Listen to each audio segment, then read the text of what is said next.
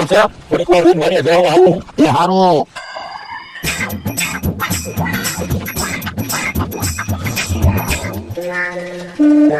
અહીંયા છોકરીએ કપડા ધોવાનું કીધું તું ત્યાં તો શા રસ્તાની છોકરીએ કપડા ધોવા ગયો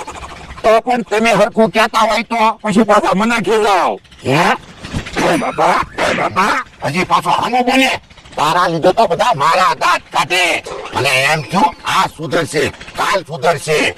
તમે ખાટલા બે હવા વ્યા જાઓ જાઓ હું કપડા અહીંયા ધોઈ નાખું યો બોલો ઈ બોલે તેવું અને પછી મારે માર ખાવા પડે હાલો ને જલ્દી હાલો ને હું સિંપાક લઈને આવ્યો છું તમે ક્યાં કોઈ ગયા હતા જો સિંપાક ખાય બુકડા મારા મારાને મજા આપી દેવી છે એમ તો હું એના કોને પડખે છોકરી છે યા કપડા ધોવા મોકલ્યો તો શા રસ્તાની છોકરીએ કપડા ધોવા ગયો હું બોલો એને એટલે નથી ખબર પડતી એટલે હું એનાથી કંટાળી ગયો ઉધા રોજ કામ કરે ને બુકડા તું કાક એવું વિચાર હું એને રજા આપી દઉં ને એને ખબર ન પડવી જોઈએ તો કાક વિચારું ગયો ને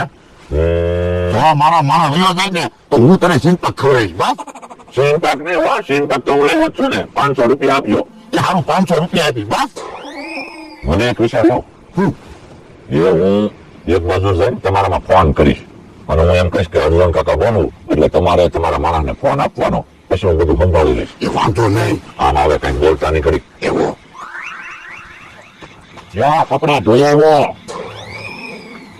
અને એ વાડીએથી જાય ને એટલે ખોટું રોવા માંડજો એને એમ લાગવું જોઈએ કે ભોળા બહુ દુઃખી છે એ વાંધો નહીં તો હું એક બાજુ વયો જાઉં અને હમણાં તમારા ફોનમાં ફોન કરું